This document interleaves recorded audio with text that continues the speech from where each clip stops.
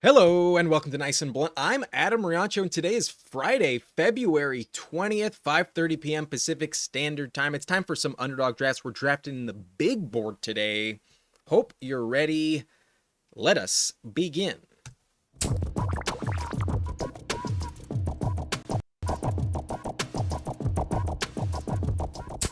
All right, I'm feeling good. We got Pepper Tony in here, Fimpst as always, Scott Young.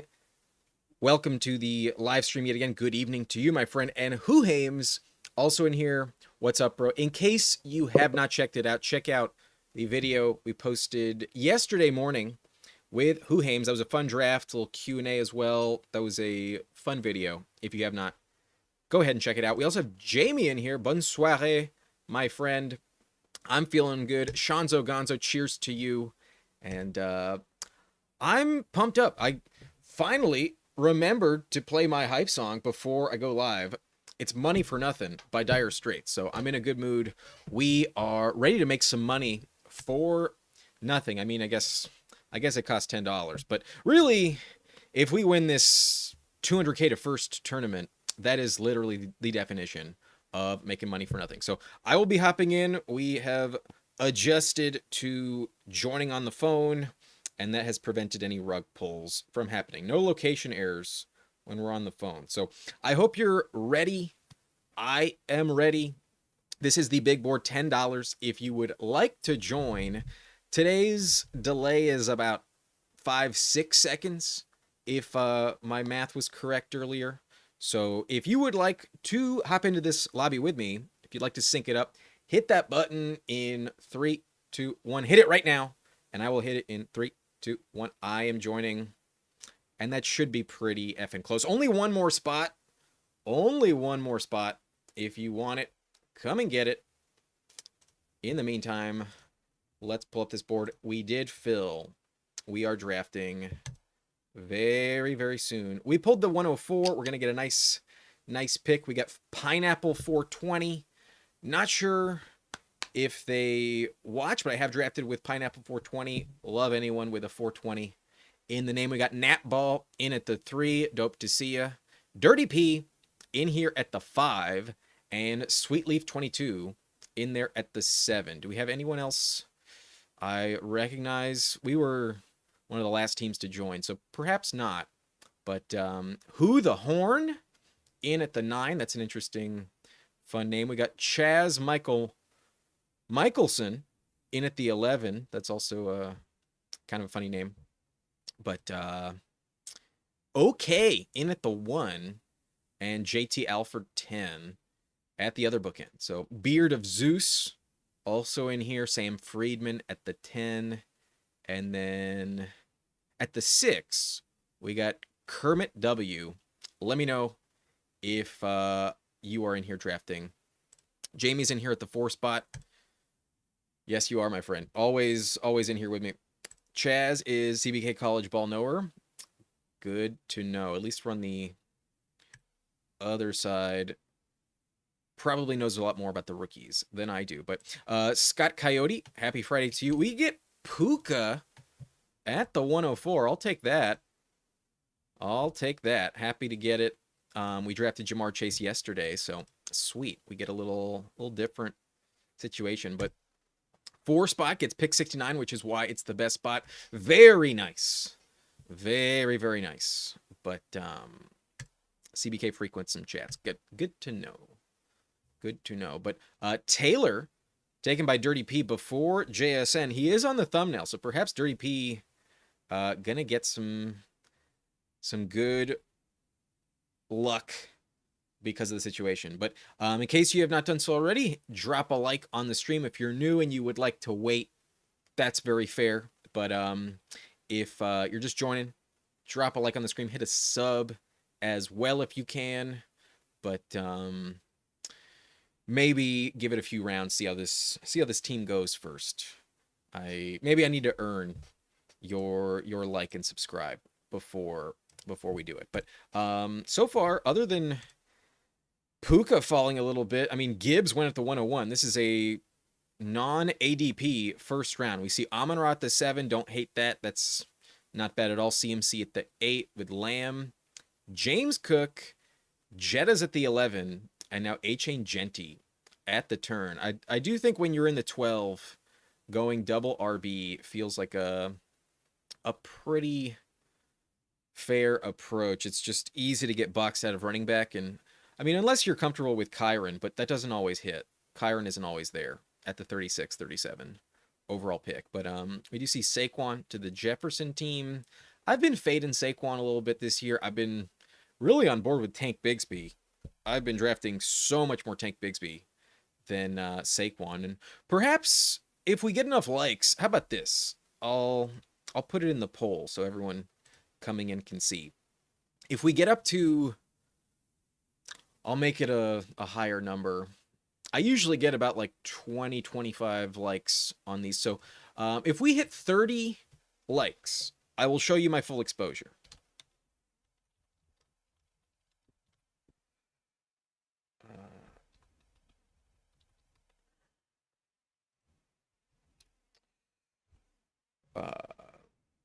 All right, I'm setting up this poll.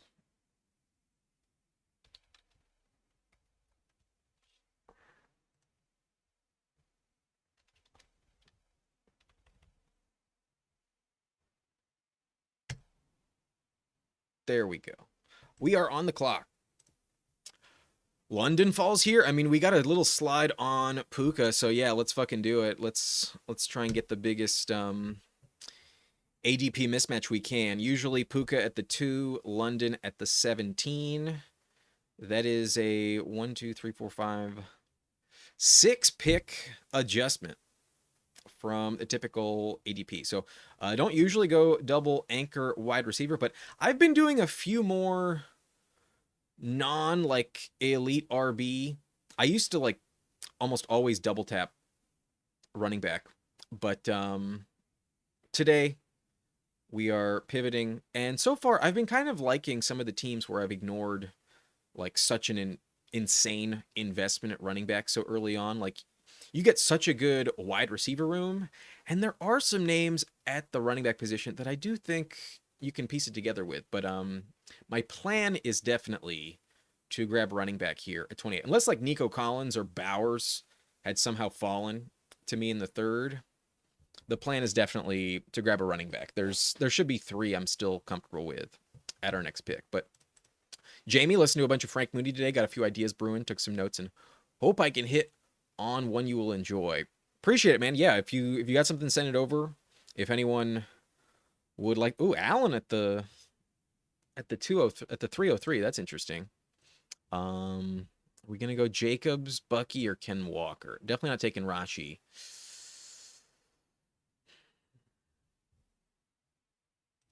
I don't know. The vibes with Jacobs are just a little bit off. I know Walker might not be re-signed, but I've been trying to get a little bit more Walker, and he doesn't line up with Puka as often. So let's do that. I'm fine. I view all the running backs in this range kind of in the same tier. So we'll see. But big run on the running back position. Kyron goes above Jacobs. That's interesting. Don't see that too often. But Puka, London to start feels really, really strong. And then we're not going to get too behind at the running back position, but at least we have our anchor RB with Walker. But if Charbonnet is somehow like healthier than I'm anticipating, then we're not going to live up to this draft capital most likely. In general, Walker is not really going to pay off as a 3rd round pick, and like I don't know, there were some weird vibes, a little awkward clip with either the owner or the GM, I'm forgetting, but at like the Super Bowl celebration with Walker was like, oh, he was trying to negotiate like 5 minutes ago, and then there was like silence, and the guy just goes MVP, and it's just to shift the awkwardness. But who knows? Maybe he doesn't return to the Seahawks. It's hard to imagine that doesn't happen. But Pepper Tony saying Olave price seems steep. We were taking him there a couple years ago and didn't like it, drafting at the ceiling. Yeah, that clip was like just a little bit like, huh? Okay. It was strange, but I guess you don't want to be negotiating with the entire fan base in front of you. But that team at the 4 goes RB, RB, RB, and Lamar. That'll be an interesting team to watch out for. But coming back around, I would have taken Devontae. Um, do I just take Loveland?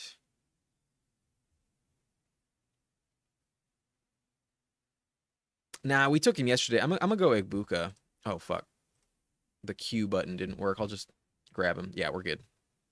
Egbuka, I genuinely believe will not have to deal with Evans, and maybe Godwin just like significantly bounces back a year removed from the injury. But I really think Egbuka's like main threat is going to be Jalen McMillan a little bit. Like maybe I'm not giving Godwin enough respect, but I really don't think Evans will return, and I think Egbuka will be kind of in his own world a little bit. Similar to the beginning of last year. I think Egbuka in the 4th is a player I'm fine with. All of the 4th round receivers feel pretty fair. I don't know if the order is correct, but I do think they're all like relatively safe 4th round picks. Loveland falls to the team at the 1, so that's not bad. Terry keeps climbing. Kind of justified. I mean, Terry's also a fair 4th rounder, but if you can get him in the 5th, it's very, very nice. Waddle is there. I have taken such few shares of Judkins. Maybe I should just bite the bullet. Let's go Judkins. One of my first very few times have I taken Judkins, and I don't love it. I definitely prefer Swift over Judkins. I trust him more, not coming off an injury, a better offense, better O-line, better coach, better play caller. So many different aspects for Swift to pay off over Judkins. But Swift is older, and there's also a world where I doubt they draft someone. They took Monungai in the 7th, and he kind of panned out. But there were rumors that the Bears were interested in Genty last year. And obviously they're drafting later in the 1st. I don't think they're going to be investing too highly. Swift is fine. But there is a world where they do draft a running back, and we're just not expecting that. So I don't want to be extremely committed to Swift more than necessary. He's really my most drafted player, actually. Noticed it just the other day. He's the guy I'm drafting almost like crazy in round 5. But Huhaim still likes the Olave price this year. It's not bad, but I could see if they draft like Carnell Tate in the 1st round, or even like Jordan Tyson, Makai Lemon, like if they go receiver round 1, Olave's going to fall. I don't know if they're going to do that because they have a high pick in the 2nd round, and there's probably going to be enough depth where that's still a valuable asset to take. But if he has legitimate competition like Carnell Tate, then at least Olave's price probably drops a little bit. I don't know if that's like really going to derail him, but so much of his production last year was tied to them moving off of Shaheed. And if they bring in someone later than that, then that's gonna impact Olave's price. And I understand Huhaim's this contest will not be open after the draft, but like his ADP would fall after the draft, and it would make this price like feel a little bit odd. So that's my take on it. Like, I don't know if he will exactly pay off at that price after the draft. So I don't hate the price. I think he's relatively fine in the 3rd round, but I kind of prefer taking him after that little run on running back rather than before. I don't take him as much at the 2-3 turn as I do like mid to late round 3 when he falls.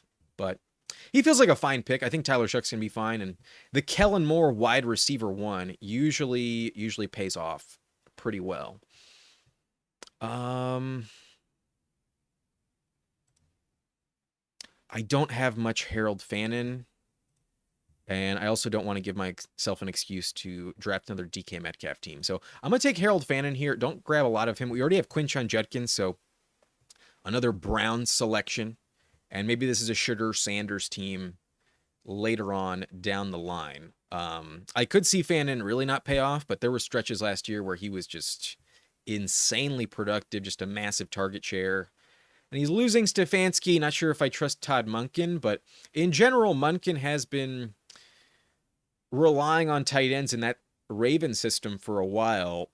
If we get touchdown production like Andrews has given us the last several years with Fannin, then the target share is probably going to increase. I think he will be fine in this range. I prefer to take like Tucker Kraft later on in the next round, but I don't want 0 Harold Fannin. And he does have a massive, massive ceiling. So I'll pull up his stats in case you are unaware. We'll look a little deeper into him in just a bit, but Parker Washington goes.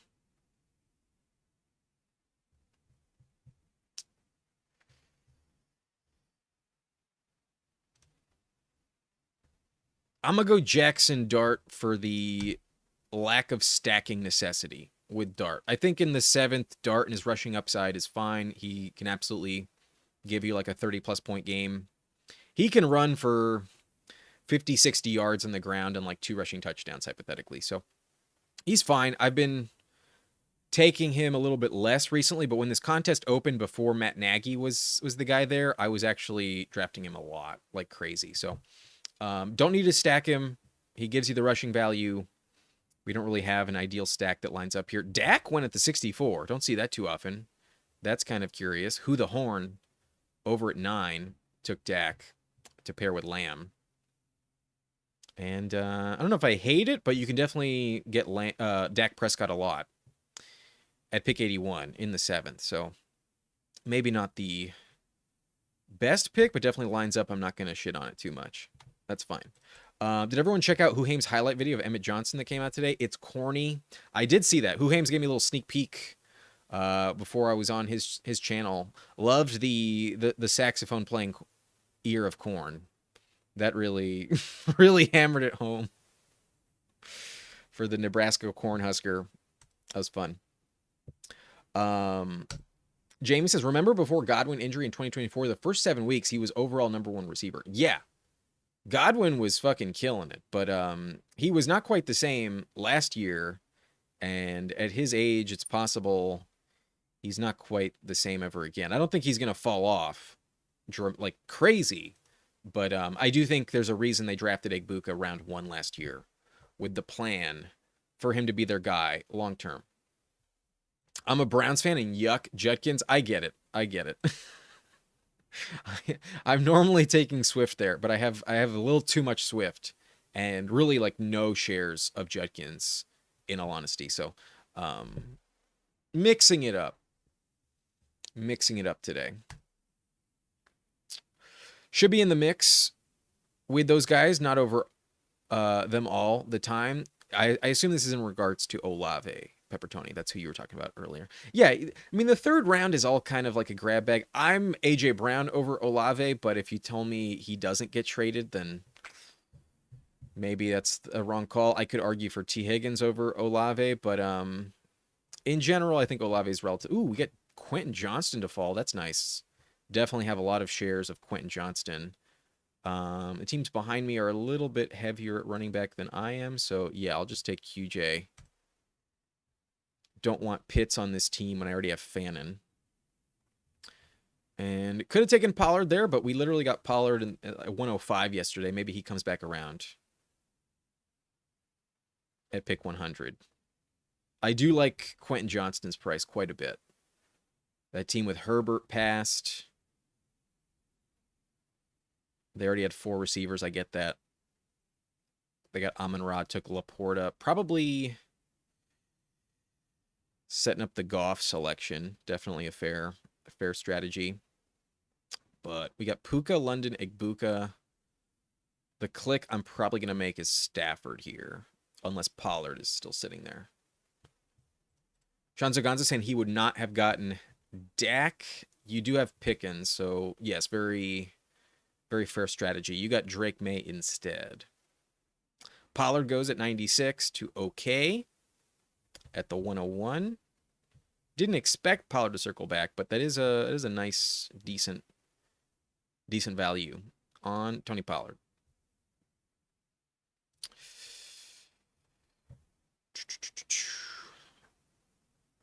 Not in love with Diggs when I don't have Drake May. Rico Dowdle goes.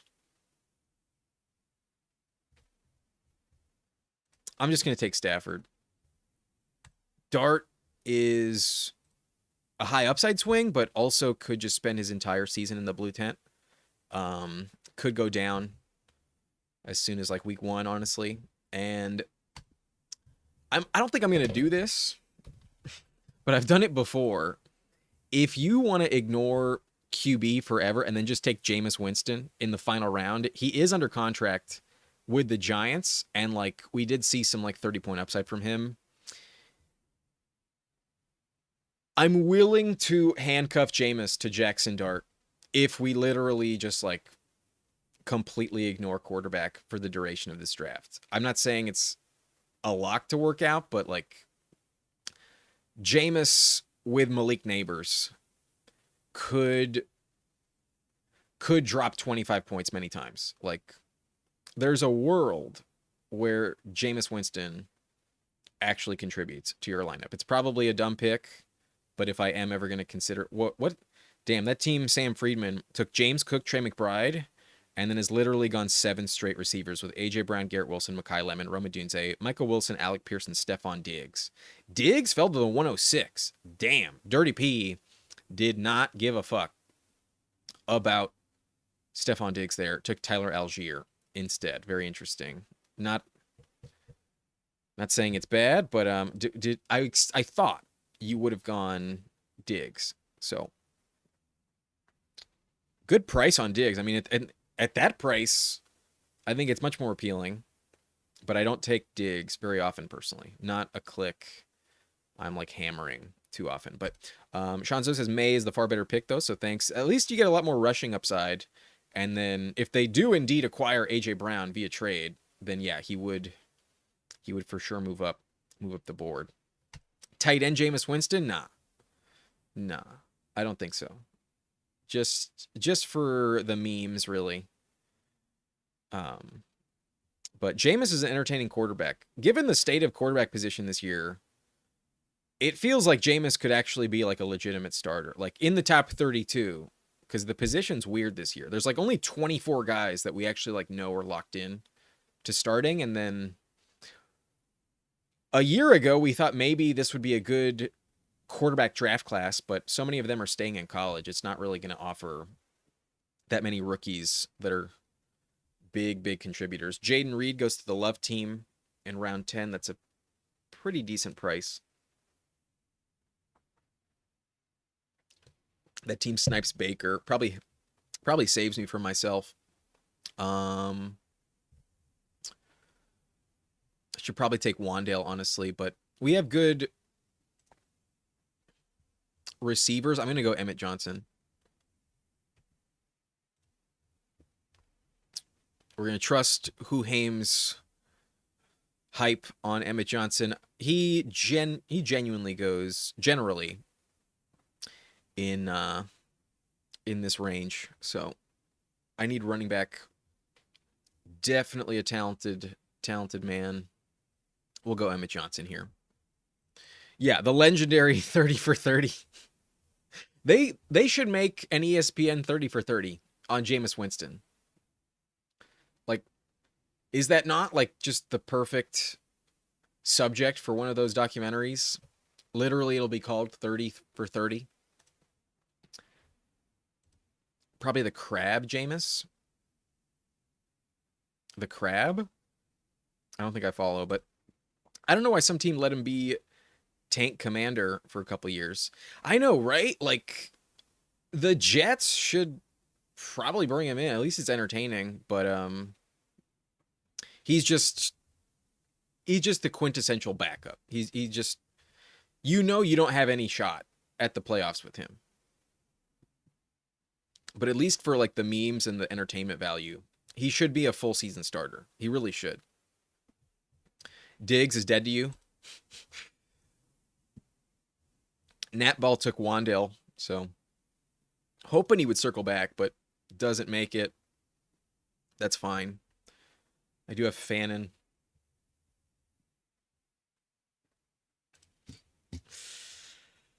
I might regret drafting this much Kenny Gainwell, but like this is why I'm kind of comfortable ignoring running back a little bit more in the earlier rounds now. I genuinely feel like in this round 10, 11, you can get some very valuable players at that position.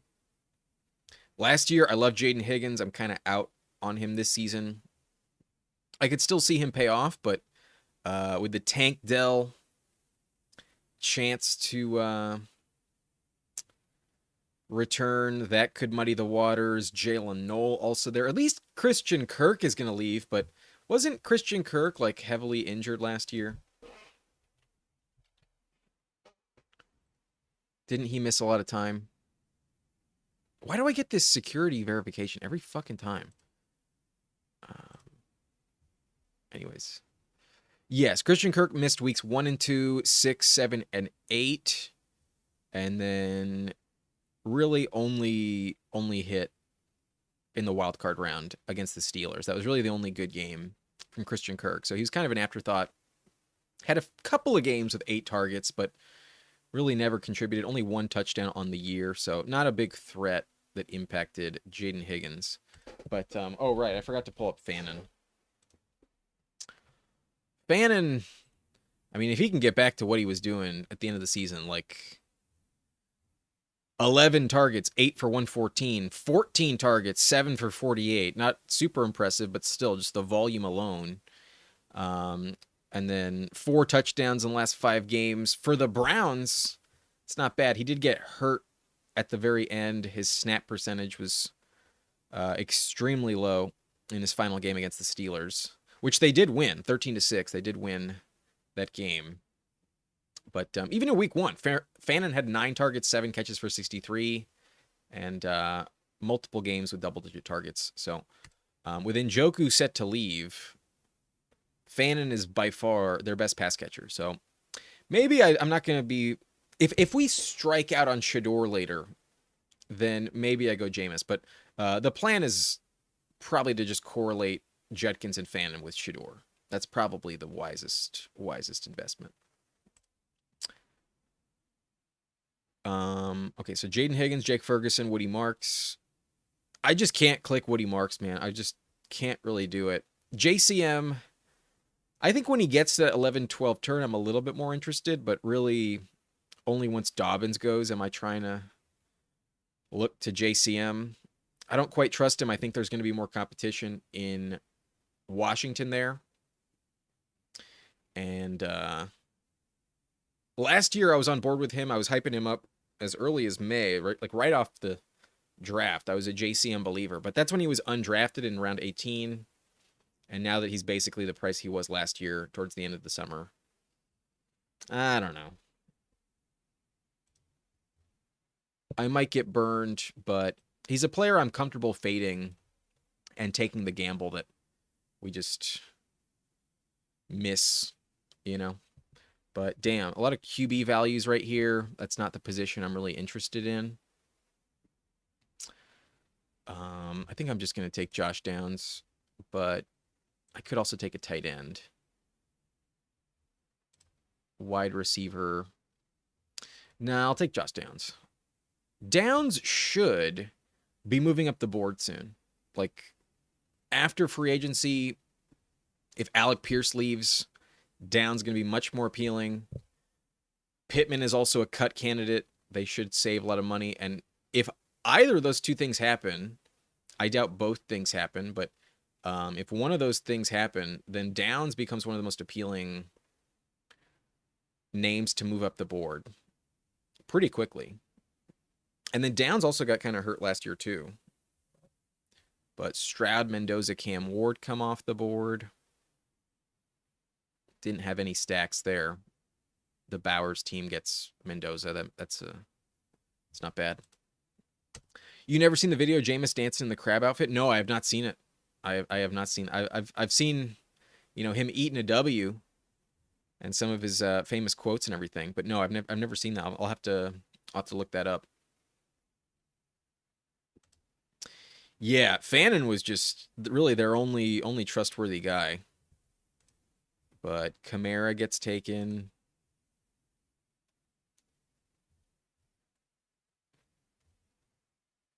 I'm not going to take Ayuk. Is this my first Travis Hunter share?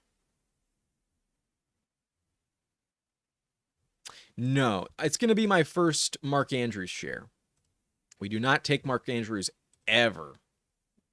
And kind of poked some holes in that yesterday, but ultimately, if Likely leaves, then touchdowns are still a pretty safe bet with Andrews. And he's not going to do it that often, but he is capable of dropping like 20 plus points. And at tight end, that is someone that can contribute. So I've been ignoring him like crazy. I've just been waiting for Kelsey so often. Don't have much Andrews. And I don't think they're just going to let him disappear in that offense. I doubt it. But it's not a click I make very often. Likely's definitely gone, sadly. Yeah, so it makes him a reasonable click this late. Maybe not the best, but like we said yesterday, the yardage is just not really there for him. It's very rare he goes over 45 yards. That's pretty much his ceiling most of the time. He's trending towards maybe getting washed in the next year or two, if not already. But Fantasy Dog, welcome in, man. Thank you for hitting that like button. If anyone has not done so already, hit that like as well. And I really doubt we'll get there, but if we do get to 30 likes, we will go a little in-depth on the exposure. We will do another draft for sure, but odds are probably slim. We get to 30 likes and give you the full exposure. In general, I save that for when I have more volume to look into, but it's good to check your exposure every now and then just to see like, oh, have I been ignoring some players, or are there players that I've like committed to in a way that makes me uncomfortable? Like there's sometimes you don't realize how much exposure you have to certain guys, and like obviously that means I like the player, but there's also certain percentages I'm like kind of uncomfortable with. Jamie talked to Fannin's mom recently, and she said he's going to be a huge part of the Browns game plan. I mean, she's the one that would know. All right. Running back is definitely... Rashad gets taken. Damn it, Dirty P. You knew exactly where I was going. Fuck. I might just go Theo Johnson then. I mean, we're getting a decent fall on Daniel Jones, but how healthy is he really going to be? I have not really clicked Daniel Jones. I think I'm just going to take Theo Johnson and call it done at tight end. We need someone to stack with Jackson Dart. And now I'm just done at tight end. But I reached on both of the last two tight ends. Maybe that was dumb. Perhaps. But all the teams behind me already have 3 QBs, so that doesn't feel like the range of the draft's really overcommit on this short turn here. You got to read the board, and like they're more likely to snipe me on tight end. Like both of these teams, OK and Pineapple 420, only have 1 tight end. So if I want Theo Johnson, now's the time to take him. I wanted Rashad White, but did not get him. I'm comfy with my insane Emmett and Omar exposure. What is the full percentage, Huhames? Where are you sitting at with those 2 rookies? I mean, if anyone is someone you should be like maybe making a big claim on and really calling your shot with, it's probably a rookie that could break the game this year. So I respect it. It's definitely convinced me enough to take quite a bit of them. But AJ Barner goes, am I really taking Daniel Jones here? Man, that run on running back really went fast. But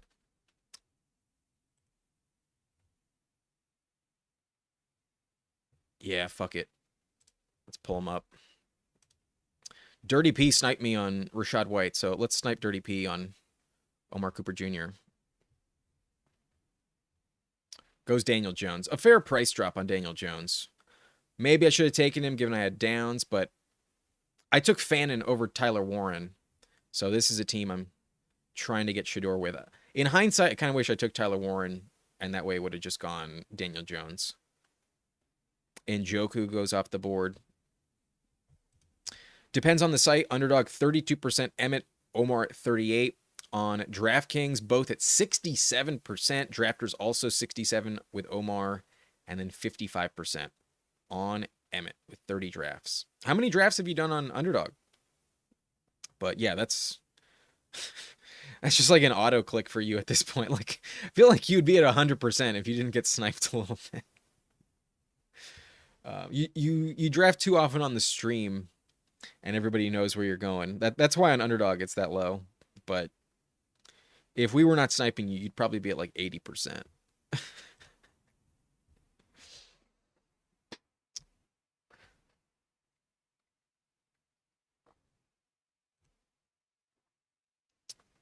Okay. 45 drafts or something. That's somewhat reasonable. That's like a little over 10, 12 teams out of the 45. Right? Yeah. Something like 12 teams out of the 45.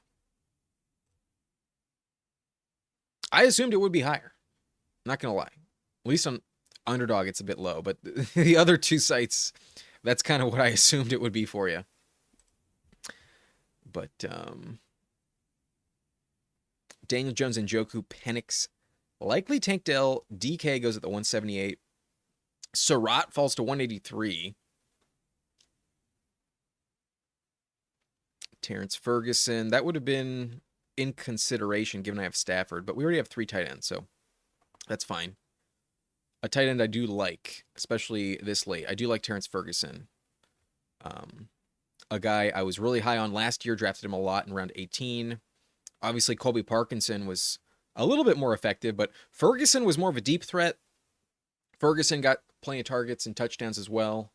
And there were also some games where, like, Adams got injured, and Terrence Ferguson was, like, on occasion, not every time, but he was sometimes a go-to end zone target for Stafford. Ferguson can score touchdowns and also, like, really, really explode in terms of yardage sometimes. But I think Dirty P's going to snipe me again.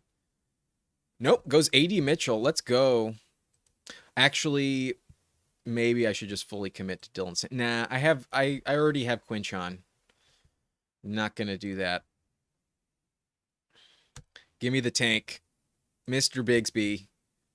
We are not a Saquon drafter so far this season. We are heavily, heavily committed to Bigsby. Bigsby is quickly becoming like my 3rd most drafted running back. After this share, maybe he's my 2nd. Again, if you would like to see the exposure, hit that like button. We'll try and get there by the end of the draft, but at this pace, it's probably not going to hit it tonight. Trey Tucker goes right behind me. And then now that we're in the 17th round, maybe I just take Shador. That team with Judy only has Lamar Jackson, so yeah, I think I gotta avoid them. At this stage of the draft, the difference between round 17, pick 196, and 213, like ADP kind of means nothing at this point. So it's just get someone that you need that makes sense. I kind of want to go with Tesla or Horton. Dylan Sampson does get taken, so it saves me for myself a little bit.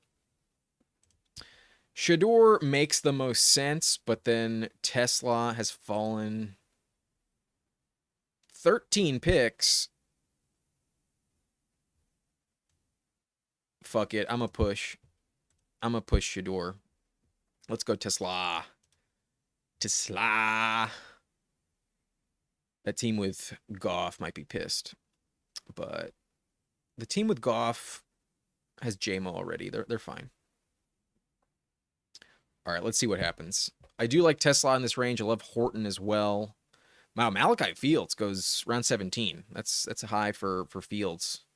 Usually like around 20 pick.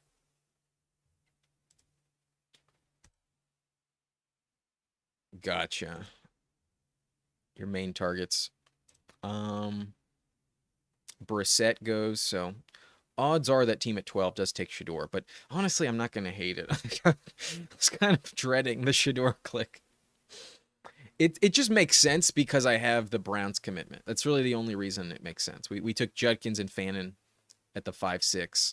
Here's the full roster. We got Puka, London to start. Then we took Walker and Igbuka in the 3 and 4. Then we took Quinshon Judkins. My first click of Judkins this entire pre-draft. Alford goes Ty Simpson, so does pass on Shador.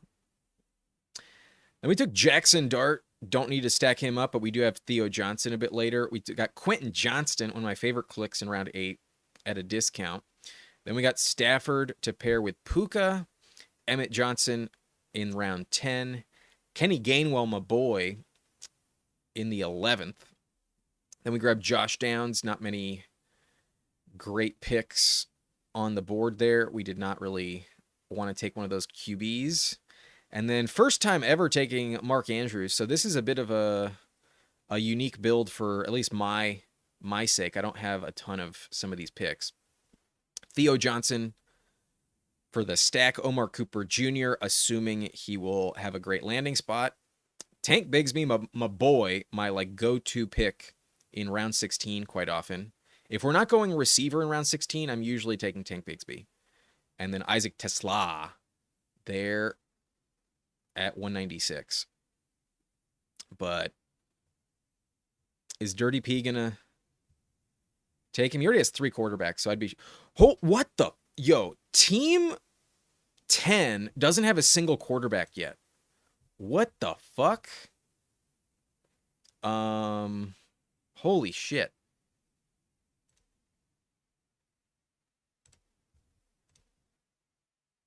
I'm going to take Najee. I've been very reluctant to click Najee for a long time, but if he does sign, he should be involved. Yo, look at Team 10. Sam Friedman went RB tight end, then 7 straight wide receivers. Tight end, RB, RB, wide receiver, tight end, wide receiver, running back, tight end. Like, Team 10 don't give a fuck. Team 10 just chucking it, burning their entry. Grabbed 7 receivers by round 9 and has 10 total. Like, what's the point? What is the point? All right. We get him at pick 220. This late, it doesn't mean much, but glad I didn't take him or I took Isaac Tesla. We pushed Shador and it worked out. But will he be a good pick? Probably not. Could easily see him lose his job midseason, but seems like Todd Monken is hyped enough to keep him in there. It's at least like such a low contract. It makes sense to try to make him your guy. You know, like 5th round quarterback. It's basically the same type of price tag as like Purdy was, and Purdy just like saved the Niners after the Trey Lance debacle. So who knows? Maybe Shador does break out this year. But that team, Sam Friedman, does go Aaron Rodgers. And then if I had to guess, they're going to take like Kirk Cousins in the final round. But yeah, that made this such an interesting, weird lobby at QB, that team at 10. With a 1-4-10-4 build. Goes 4 tight ends, 10 receivers, and waits until the 19th round to draft their first quarterback. That's fucking crazy. That can't be a good strategy. Like, no offense, but you're never going to catch me doing that shit. Hell no. Did they just get, like, sniped a lot at the time? Or just like, what the fuck happened? They passed on Goff and Mahomes.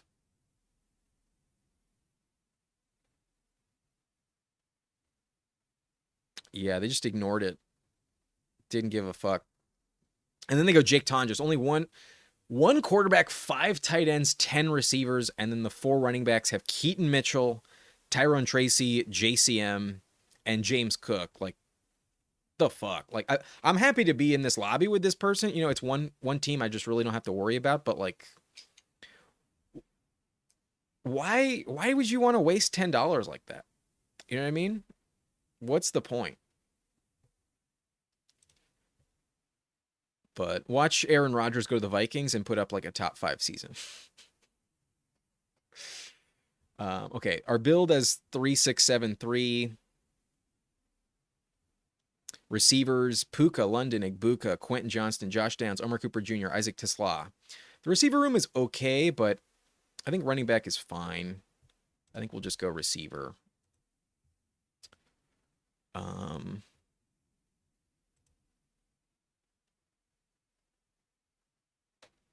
Is Darius Slayton under contract? I think he is. Fuck it. I don't take Slayton very often, but he does have like spike week potential. Not a lot of touchdowns in general, but we do have Jackson Dart. It's not the website I want.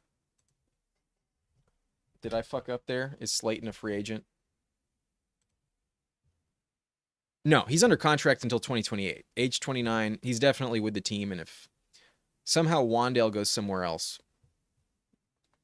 Slayton is a free agent? According to this, he's not. According to this, he's making $3 million next year. And yeah, he's not getting cut either. They only save $161K. Dead money 15.7. The way I'm reading this, unless I'm like really wrong, I think he'll get cut next year.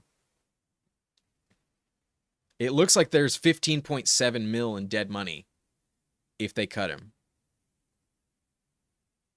That's how I am reading this. I believe so. If they cut him before June 1st, they're on the hook for 15.7. Yeah, I think he'll get cut after this year because then they can save 10 mil and only be on the hook for 3. But I don't think, if I'm reading this correctly, he'll get cut. I don't think so. Over the cap, I don't have the like premium subscription, so I don't see the point. The information here I think is good enough, but I assume Slayton will be back. That's my take. So at least it lines up. Here's the full roster. We have Jackson Dart, Matthew Stafford, Shedeur Sanders, my first Shedeur Sanders team, with Ken Walker, Quinshon Judkins, my first Judkins team, Emmett Johnson, Kenny Gainwell, Tank Bigsby, Najee Harris, and then our receiver room has Puka, London, Igbuka, Quentin Johnston, Josh Downs, Omar Cooper Jr., Isaac Tisla, Darius Slayton, and then our tight end room, a little bit different, but we go Harold Fannin, Mark Andrews, and Theo Johnson. Yeah, in hindsight, I still don't like the Mark Andrews click. It's fine. At least I get it out of my system for once, but yeah, in general, I'm kind of passing on Mark Andrews. But I think this team is pretty legit. I mean, especially if Downs crushes, I think that's a good pick. We got a good price on Tesla. Slayton is whatever, but our 2 anchor receivers are so good. Maybe I should have taken Penix. Where did I pass on Penix? Penix went around 15. We took Omar Cooper Jr. instead. Yeah, that's fine. Penix is kind of injured right now, so that's fine. Yeah, I think I understand them on Over the Cap, but, you know, like, I might be misinterpreting something. But I believe dead money is what they're on the hook for if they cut him pre-June 1st, and then cap savings is what gets taken off their cap. So if I'm understanding this appropriately, that would be the dumbest fucking GM move to do. To just be on the hook for 15.75, only save 160. But I mean, it is Joe Shane, not a good GM. So maybe that is what happens, but I doubt it. Anyways, all right. If you would like a team review, if you're in here with me, let me know. Let me know. But I'm only gonna stay here for another like minute or so. If not, we'll just move on to do another draft. I gotta cook dinner after this, and I made some good like carne asada skirt steak. It's marinating, and I'm getting a little hungry. So doesn't appear like anyone's dying for a team review. Let's just quickly look at Knapp, Jamar, Chase Brown, Brees Hall, Scattaboo, Burden Warren, Washington. Waited until Darnold for the first QB, but Stroud, Malik Willis got it done fast. Sean Tucker, AJ Barner, Trey Tucker. Double Tucker. Dylan Sampson, Brashard Smith, Brazel, and Jalen Knoll. I kind of like Knoll in round 20, not going to lie. I think he's a decent click. Dirty P on the other side of me went Taylor, Pickens, Irving, Javante, Drake May, Tucker Craft, Myers, Algier, Baker, Higgins, Booty, Henry. So some fine, nice Patriot stacks. The Rashad White click did piss me off a little bit, not going to lie. Daniel Jones, AD Mitchell, Horton, Kyle Williams, and Tez Johnson, Michael Trigg in the final round. Not bad. Not bad at all. Another Drake May stack as well with Kyle Williams. Not bad. Just made salmon. Love me some salmon. What was your question, Jamie? Let me know. All right. We have not gotten a team review request, so we will move on. We will draft another big board. If you would like to hop in, hope you have that set up. Give me a minute to pull it up myself. And I'm trying to manifest a 101. I haven't gotten a 101 on the live in quite some time. I also have not gotten the 12 on the live in quite some time. So I'm hoping for a bookend team with this one. But we are ready. We're in the big board. I am on a 5-6-ish second delay. And if you would like to join me, hit that button right now. And I will join in 3, 2, 1. I am joining. And 9 more spots. So this could be big, friends and family. If you want in, there are still 8 spots left. And it'd be fun to have a full audience draft. So no worries, as always. Oh, what did I just do? If you just want to spectate, no worries at all. Always fine. But it'd be fun if we could fill this bad boy with just like strictly viewers. My team might suck, but at least it'd be fun. Rashad dared me to sweep the leg. Very, very appropriate. Very fair. How about the 10? Did you want me to look at the 10 spot? Right. Yeah, let's look at the full 10 team while we can. A full review of that team. Completed. Still 4 more spots in that lobby. And that was our 29th big board. This is going to be my 30th big board. All right. How did that team at 10 do? Sam Friedman. Aaron Rodgers. I mean, I click Rodgers a lot, but he's always my QB3. I'm a Rodgers believer this year, but not as my QB1, that's for sure. James Cook, JCM, Tyrone Tracy, Keaton Mitchell. Probably the worst running back room I might have seen in quite some time. And then the receiver room just doesn't make sense. Like, literally went 7 straight receivers. Could have just stopped at Diggs legitimately, or at least just taken like maybe 1 more. AJ Brown, Garrett Wilson, Mekhi Lemon, Roma Dunze, Michael Wilson, Alec Pierce, Stephon Diggs, Ayuk, Chimeri DK, and Elijah Surratt. I mean, that's probably the best receiving core I've ever seen so far in terms of a team review, but like it just butchers the team.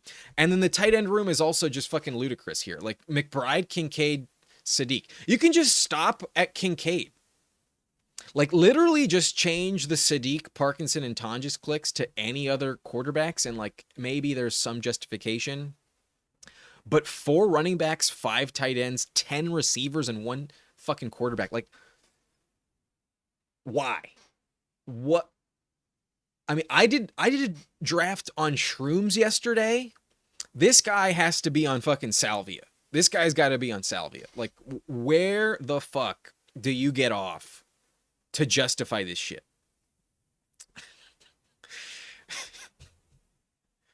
Like, unless this guy just has like a shit ton of site credit and doesn't give a flying fuck, why waste $10 like that? I don't see the point. But we'll move on. Let's leave that alone. Close out of that. All right. KY Bengals at the 1, Simku at the 2, Bobby B at the 3. We got Napball in here again. B Laboud. Blebu. Sorry if I'm mispronouncing that. BLEBUDE. Bokuga Bokud in at the 6. Then I'm here at the 7. Holly at the 8.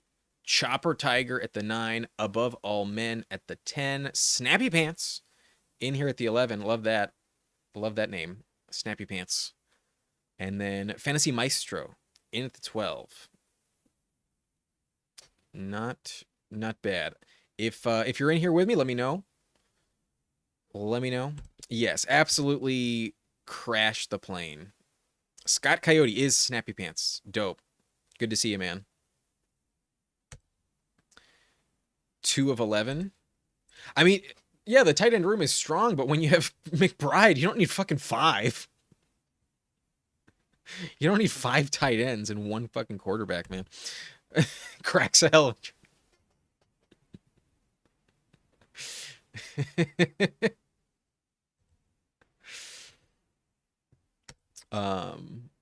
3 of 11. Yeah. Not bad. All right, so at the 7 we can do just about anything. We did a Lamb and Pickens team yesterday, so I don't think I'm going to do that today. I'm going to close my curtain because I'm not getting any sunlight from outside.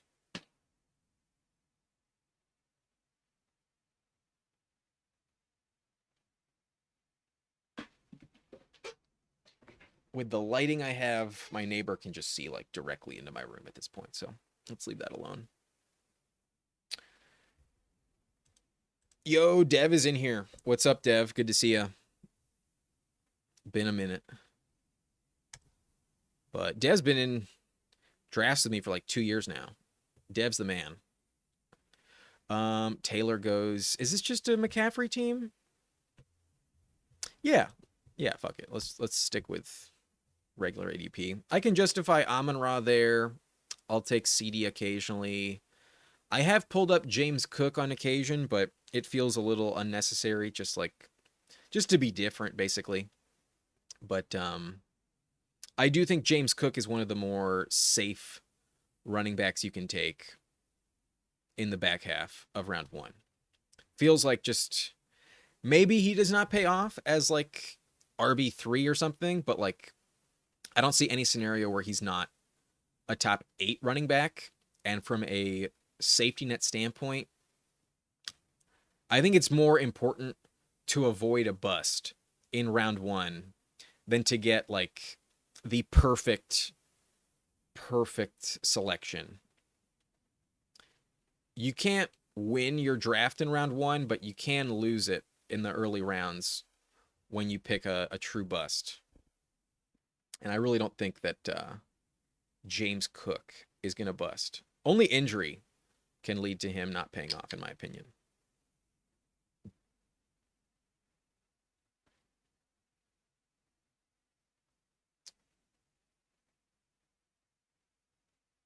Okay, so this has been a very, very typical round 1 so far.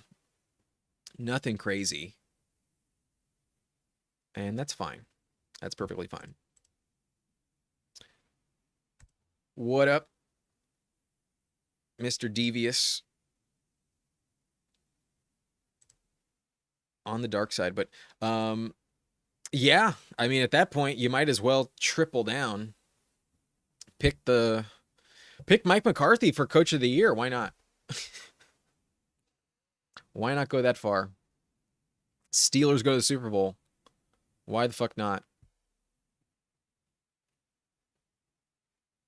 But that'd be awesome. Like, I was definitely wrong about it, but I did kind of talk myself into the chance that Rodgers could make a run in the playoffs this last year. There were times when he looked pretty good. He is chasing Favre at the end of the day, but we took London in the last one.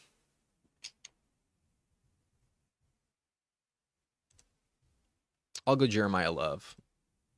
Should pay off. Talent wise, where's he going off? 1, 2, 3, 4, 5, 6, 7, 8, 9. The RB10. When you think about it in the second round for this rookie that we can't guarantee where he's going to play, sometimes it feels a little high. But then when you think about it as RB10 and his talent level, seems fair. Seems appropriate that you're just not going to get him back in the third, so might as well take him.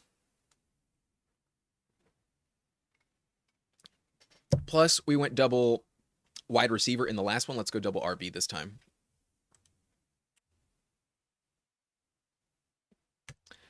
Unbelievable opportunity to draft a 30-year-old running back coming off 450 touches.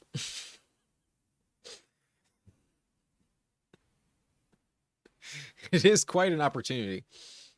I don't want to be overweight McCaffrey, but like, I'm not going to ignore him entirely. You know what I mean? Like, when he's healthy, he wins people money. He does pay off, but like, yeah, it seems like there's a lot of risk. That's where sometimes I'm willing to go James Cook with confidence. I don't think Cook has the risk of McCaffrey. But McCaffrey could also be the RB1 again. I mean, it's still possible, but yeah, I might take Jordan James with the final click as well. Sometimes I am pro handcuff. I don't hate it, but it's also fine to just take Jordan James without CMC. But I also kind of believe they're going to bring back Brian Robinson. What's their cap space again? Do the Niners have legit cap space? Probably not. Oh, no, they do. 41 mil in cap space, effective cap space 36.8, so relatively high. That's in the top 10, if I'm not mistaken. Yeah, 10th most cap space in the NFL. They can probably afford to bring back Brian Robinson. He was effective for them, especially on kick returns and special teams. He did set them up with good field position at times. So at the very least, they traded for him. They probably don't want to just let him walk. But maybe they don't want to pay him too much either. I'll take Bucky. Here's where I'm fine with Olave. Mid to late third round in the back half, I think Olave's perfectly fine. Olave does get sniped. Don't think I'm going to go triple RB. I'll go A.J. Brown. I like A.J. Brown in the third round. I really think he's a good click. And I know last year was a little disappointing, but I do believe he's going to get traded. And even if he doesn't, I don't think it can get worse. I don't think it can get worse than it was last season. Because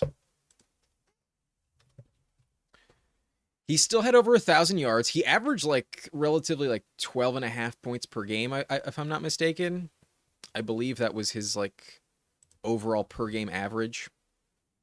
And there were still some like massive games. Like week 13, home against Chicago, 12 targets, 10 catches, 132 yards, 2 touchdowns.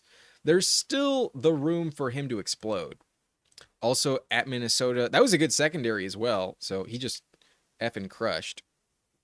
6 targets, 4 catches, 121 yards, and 2 touchdowns. But then there's also games like against Tampa. That secondary is kind of trash. So this one's like, how the fuck do you let this happen? 2 for 7, 2 for 13, 1 for 8. There's really, really bad games with A.J. Brown, but I just don't think it's going to be worse than it was last year. He still had over 1,000 yards on the year. Didn't play in week 18. Didn't miss... only missed 1 game. That was in week 9 or week 8. I forget which week was their bye, but missed 2 weeks in week 8 and 9. I think one of them was the bye.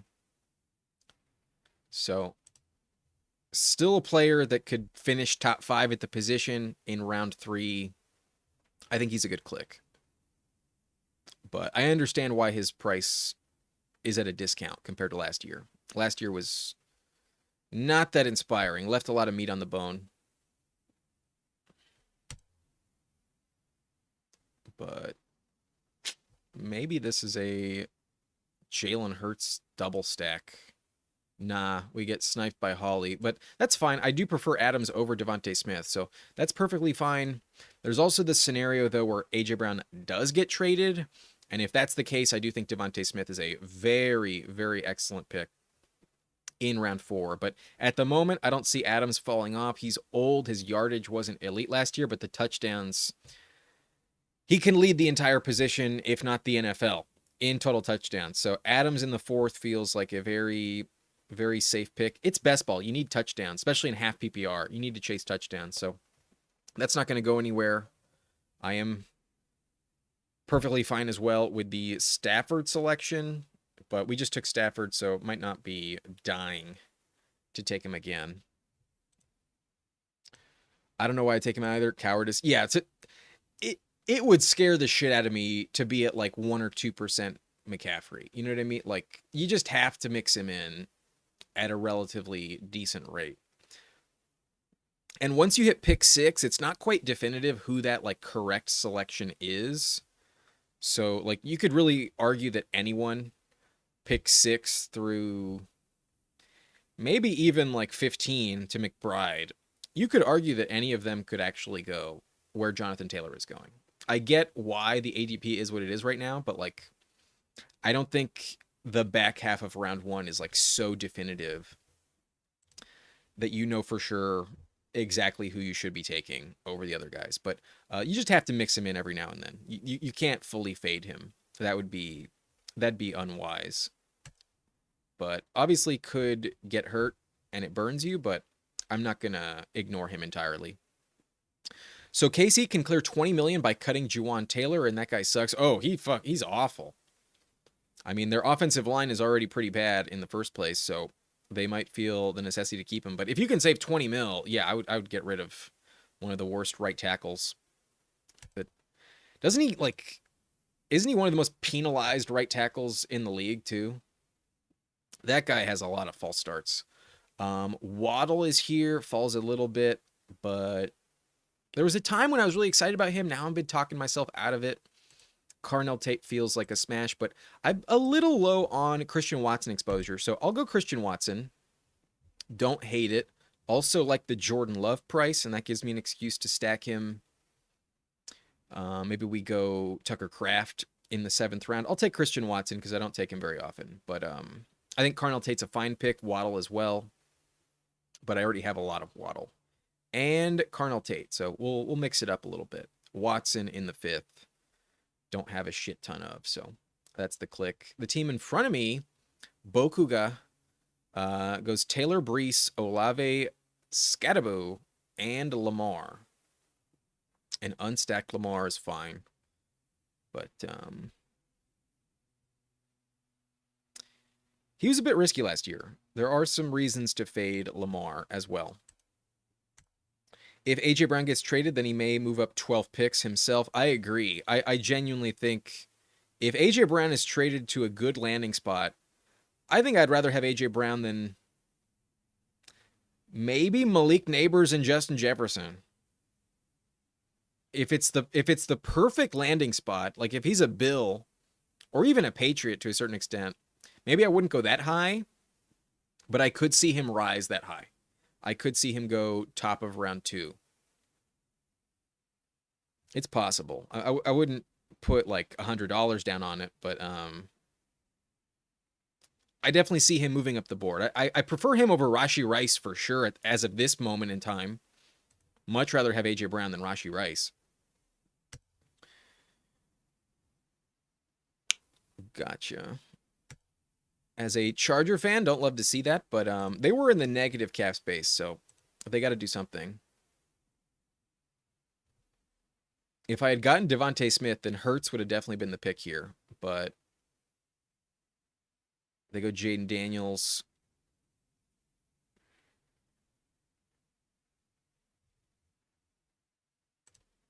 Just give me Evans. We'll be fine. We'll still get a quarterback we like. Give me Evans. That's a good receiver room in my opinion. AJ Brown, Devontae Adams, Christian Watson, Mike Evans. Some injury concerns for sure. The age on Adams and Evans definitely not ideal. Watson rarely stays healthy, but last year came back so much sooner than what we expected. He seems to have figured it out in terms of maintaining his health. And he does have like just elite athleticism, can definitely drop like a tooth. Even 3 touchdown game. Watson for best ball purposes is pretty dope. I really wish I had drafted a little bit of him last year. It's crazy that he went undrafted last season and put up such good numbers. Was he like essentially the Puka Nakua of last year? Like obviously he wasn't as good as Puka, but like, you know, a player that we just completely ignored, that no one was really taking, and did make a massive difference in best ball. Definitely not of the caliber of Puka, but one of the just smash picks that if you were taking a gamble on, really worked out for you. I can't say I took him more than like once or twice. I didn't have any teams that advanced that had Christian Watson on them. Josh Carrero says Patrick Mahomes took a pay cut, so Chiefs have 43 mil in cap space, I read. That's pretty good. Hurts goes at pick 76. If he had circled back, I would have taken Jalen Hurts there. But I do think Evans is a very good click. Evans also a candidate to be moving on.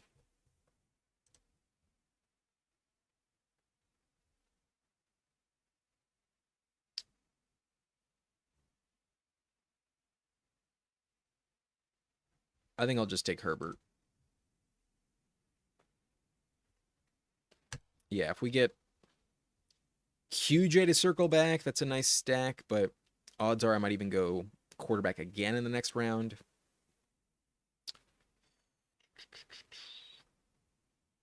But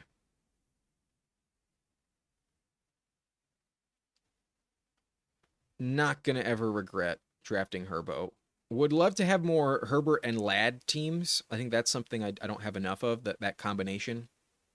But y'all know my allegiance is to the Bolts, so never going to be too upset with Herbert in the 7th. He's QB9 off the board. That feels like it's going to work out.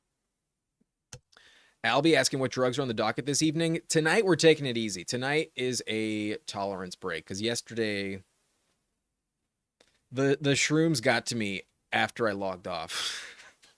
I was like in bed and just like in my own mind for a very long time. I fell asleep at like 10 p.m. because I did them the night before as well, and I didn't get like a very good night's sleep. So last night just kind of hit me like a bus. Once I got like past like 8:30, I was kind of knocked out pretty fast. So tonight we're taking it easy. I still have some shrooms left. Maybe I'll do another one on the stream, but I really doubt it. I don't think I enjoyed the trip as much as I did off of the live. I kind of want to go Jadarian Price, but I don't have a tight end. And then quarterback's also looking weird. I'm gonna push up quarterback. We're gonna go Brock Purdy. We have Christian McCaffrey, and I also think that the Niners are a very sneaky landing spot for Mike Evans. I could easily see Evans go to the Niners. So I'll take Purdy, 7 picks above ADP, but there's multiple teams with no quarterbacks on this side of the board, especially the team with Pearsall. I didn't even remember that, but I'm really glad I got ahead of the team with Ricky P. Does not have a quarterback yet, only has Bijan, has Bowers and Loveland. That's interesting. They did not get the Caleb Williams combo. They got 1 pick shy of Caleb. Damn, that's a bummer. That's a bummer for KY Bengals. But we sniped them as well, took Purdy here. And if there's one player I'm trying to stack up with Brock Purdy, it's definitely Christian McCaffrey. That, I think, is the best stacking combo. And maybe we get him with Evans. That'd be pretty dope. Not going to say that's a lock, but definitely possible. Niners also have some legit cap space. Oh yeah, we already mentioned them. They're top 10. Um, so what y'all are saying is the Chiefs have cleared a lot of cap space. Are they really $43 million over the under the cap? Right now, over the cap is saying they're 18.7 behind. I know this hasn't updated yet. I know when the Mahomes contract adjustment happened, they were in the clear. They definitely cleared enough cap space not to be in the red, but I guess I don't know the official number. I'll take your word for it though, Josh. I believe you. I'm more of an indica guy. I'm more of an indica smoker. Definitely my preference. But in general, the sativa is fine. I just feel like I have a higher tolerance to it. Like it's pleasant, but I don't feel like as stoned as I would like to be when I go uh, strictly sativa. I need either hybrids or indica personally. Taking those vet wide receivers gives us permission to take like 3 rookie wide receivers late. Yeah, that's also very valid. Good to have some staple names that you trust when you're going to take some shots on rookies. But Jordan Love does go. That team does not have QB, so Blabood grabs Love. Laporta almost circles back. That would have been dope. That would have been very nice. I maybe I should take Oronde Gadsden. Corum is at a decent price here, but this feels like a weird lobby for tight ends, and then there's a lot of teams around this turn that don't have tight end yet. So I'll take him. There's that team with Bowers and Loveland that might end up pushing up the position later. Fannin and Laporta on the same team. And then teams 9, 11, and 12 do not have tight end yet. And that team with Ladd and QJ definitely likes taking Chargers. So maybe Corum at a discount was the correct pick there, but I'm fine grabbing Gadsden because we have Herbert and definitely a justified selection that might not come back around. So that's fine. Don't forget to send this video to your friends and family, dudes. Yeah, if anyone wants to share it, bring in more viewers, I'd be appreciate. Are you telling me to do that? I've already exhausted my my friends and family with asking them to subscribe. There was a time when I used to like really care about getting all the people that I know to like support the channel, and then it was like, if they're not gonna watch, I don't need to impose on them. That's perfectly fine. Because it's nice for them to support you, but I also don't want to be like, hey man, are you watching this? Even though it's not your fucking thing. But yes, I would appreciate everyone to just give me some word of mouth. That'd be nice, but not necessary. If you would like to, much appreciated. But no worries. Not gonna force anyone to do anything. Perhaps Blake Corum was the correct pick there. Perhaps it was, but we have McCaffrey, Jeremiah Love. That's okay. Should I just take Kittle? I mean, Kittle's talking like he might be okay. Eyeing an expedited return from injury. Let's fucking do it. Let's do it.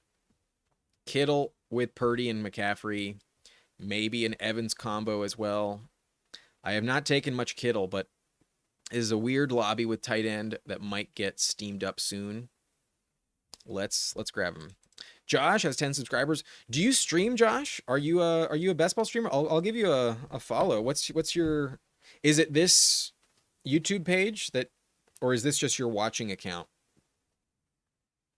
I'll subscribe. What's the handle? I'm gonna look just straight up the one that you're using right now. But is it a different one?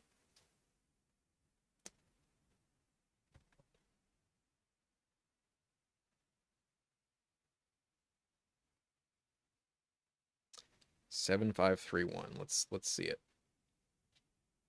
Yep. You don't have any videos. No wonder you don't have any subscribers. You don't have any videos, bro. But here, I just subscribed. I'm your 11th subscriber. Lucky number 11. No worries, bro. Give it a try. YouTube's fun. Especially when you like don't have a lot of subscribers, you can make a lot of mistakes and it doesn't matter because no one's watching. But give it a try, man. Do some best ball streams. See how you like it. You never know where it can take you. But any content, really. It's good to have an artistic expression. But there's good tutorials. If you download StreamYard or OBS, I use OBS. I find it convenient and easy. But I'm trying to get some more people on the stream. Like with Who Hames, I had to sign up for StreamYard. And OBS is terrible for that purpose. But OBS is not bad. Not bad at all.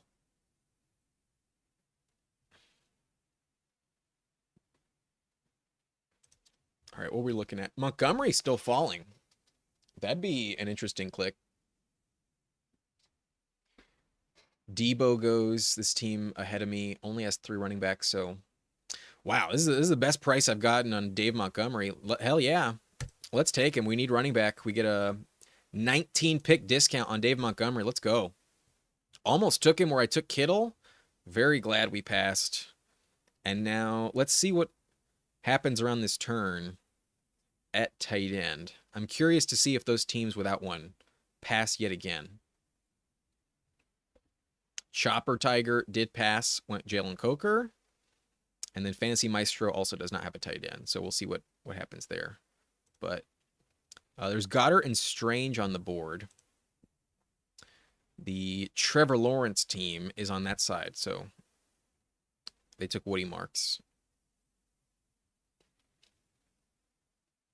All right, not a bad roster, honestly. Let's remind you how it went. We got the 7 hole. We went Christian McCaffrey, Jeremiah Love, A.J. Brown in the 3rd with Adams in the 4th. Took Christian Watson in the 5th, Mike Evans in the 6th, Herbert in the 7th, Brock Purdy in the 8th with Oronde Gadsden, George Kittle. So stacked up my QB and tight ends in rounds 7 through 10. And then we got a massive discount on Dave Montgomery at pick 127. Montgomery is an interesting cut candidate, but even if he does, he's still talented. How old is Montgomery? He's 29 this year. And he is under contract for 2 more seasons. I don't know if he's getting cut, man, because there's more dead money than cap savings. There's 4.8 in terms of dead money if they let him go. Meanwhile, there's 3.5 in cap savings. So it's not quite like fully cost effective. Like 3.5 is not nothing, but Montgomery's been so good for them. I kind of feel like they're just going to hold on to him. Next year, though, they can save 7.7 mil. That feels like when he's getting cut after this season. If I had to guess, it would be after this year. But even if he gets cut, I still feel like he could have some good landing spots. All right. We did not get J.K. Dobbins. He goes to Chopper Tiger there. I don't have Nico, so I'm not going to take Stroud. I'm not a big believer in Stroud. Even when I had Nico, I didn't take him on a stream draft earlier. I'm going to go Romeo Doubs. Romeo Doubs is an interesting option. I would also love to see Romeo Doubs reuniting with Aaron Rodgers. I think that would be interesting. The Steelers need another receiver. What's the cap space for Pittsburgh? Steelers are pretty high up there in terms of cap space. The Steelers are 8th in cap space. They have 39.3 million in cap space. I could 100% see Romeo Doubs in Pittsburgh. If he's their wide receiver too, I think that's a pretty good ceiling play. Like, he's underrated, and he's just been in a very crowded situation for a long time. I could easily see the Packers move off of him. So, Dobbs, look out for him in Pittsburgh, but who knows? Maybe he goes to Buffalo. Maybe he goes to San Francisco.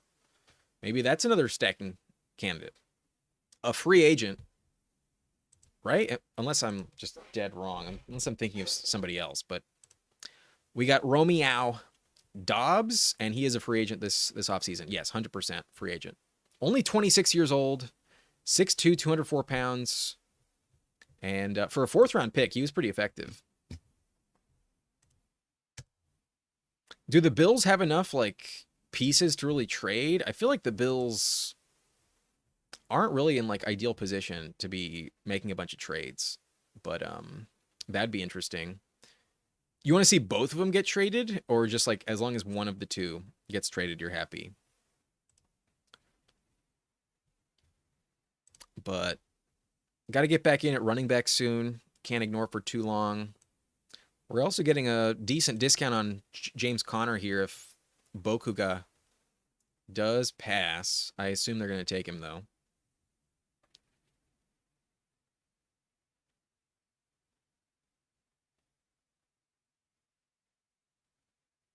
Who they going with? Letting it time out, so odds are we get... Oh, no, they go Travis Hunter. Fuck yeah. I don't take a lot of James Conner. I don't take a lot of Dave Montgomery, but we got him at massive drops. Let's do it. ADP 139, pick 151. Let's go. He was like top of ADP when we took Dobbs. So at least a good price.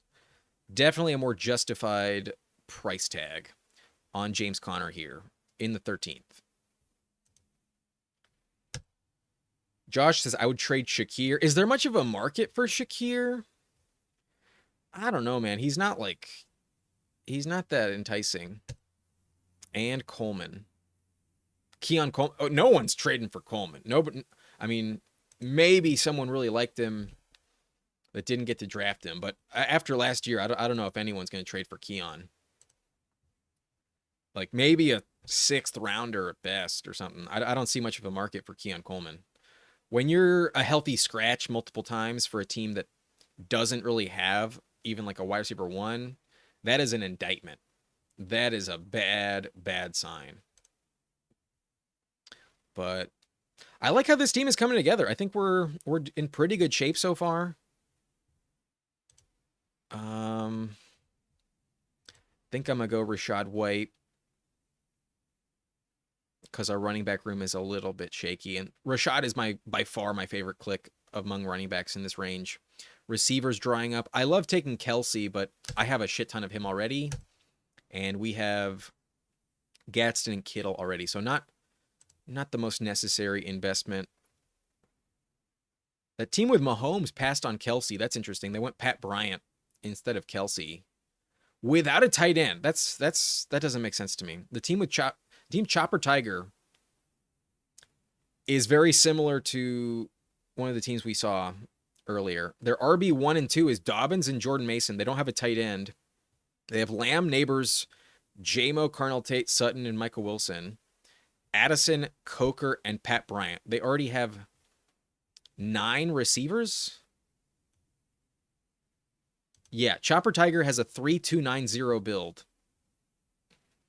What is it with the 9 slot? Isn't that the same? No, it was in the 10. Very odd. This is back-to-back drafts where there's a team that I would just never, ever do myself. To invest in Allen, Mahomes, and Goff that early, go with 0 RB, Dobbins as your number 1, that's fucking risky. That's fucking risky. I mean, I'm a guarantee if Kelsey comes back to me at 175, they are not getting Kelsey for the stack. I can assure you that.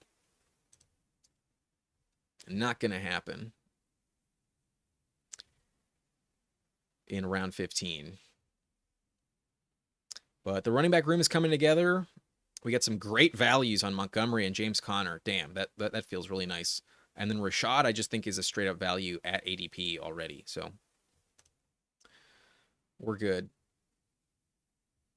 Some videos of Jeremiah Love running. It looks like he's running 35 miles per hour. Yeah, he fucking commits, man. He is a burner. All right, if BLE Bood does not take Kelsey, then I think we're going to get him at a nice discount. Yeah, they go Aaron Jones. This team already has 3 tight ends, so a bit of a shocker if they take him. Let's go. The health concerns of Kittle make this feel like a very, very nice selection. Sorry, Chopper Tiger. You should have taken Kelsey a round ago. Damn, this is a nice tight end room. This is a fine ass tight end room. Gadsden, Kittle, and Kelsey. Shit. The upside here is fucking dope. And like built well enough where like we can really tolerate the risk of Kittle not getting healthy. I'm of the like full belief that Kelsey's not going to retire. If he does, it would be pretty poetic given he's pissed me off so many fucking times. It's about time. I finally draft a lot of him and he burns me like crazy. I have never like really committed to drafting Kelsey at a high rate, but he's going so effing late. This is the year I'm like all in with Kelsey. Had 155 points last year, and he's going in round 15 behind Dalton Schultz in the same range as Isaiah Likely. The only risk is for him to retire. I really don't think it's going to happen. Rumors are Isaiah Likely probably going to get traded to the Chiefs. I've been hearing. I don't think maybe they don't give a shit about helping one of their biggest rivals. But I personally can't really envision the Ravens excited to make a trade with the Chiefs. That would shock me. Just for those two teams to do business together, like I feel like the Chiefs have to pay up a little extra if that's going to happen. But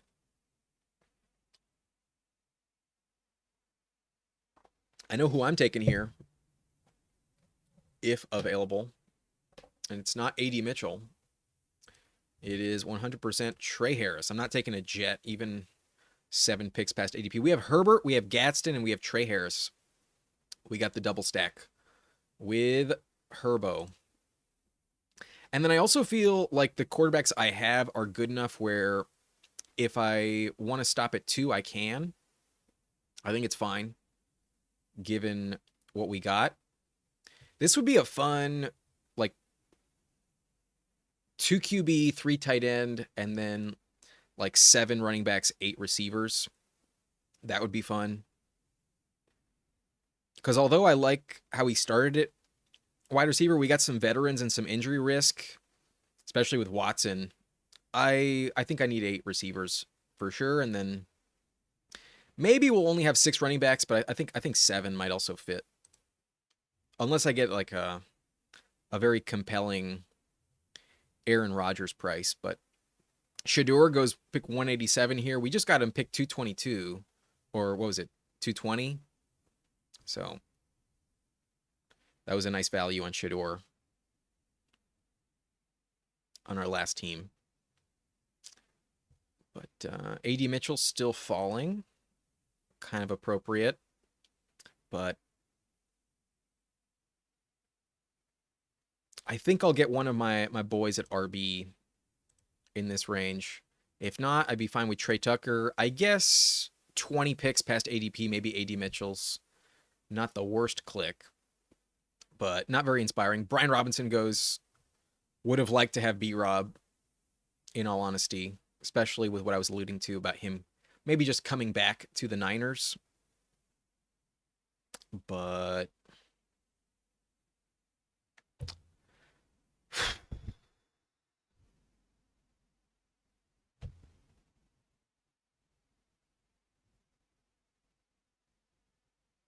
this is kind of tough. I'll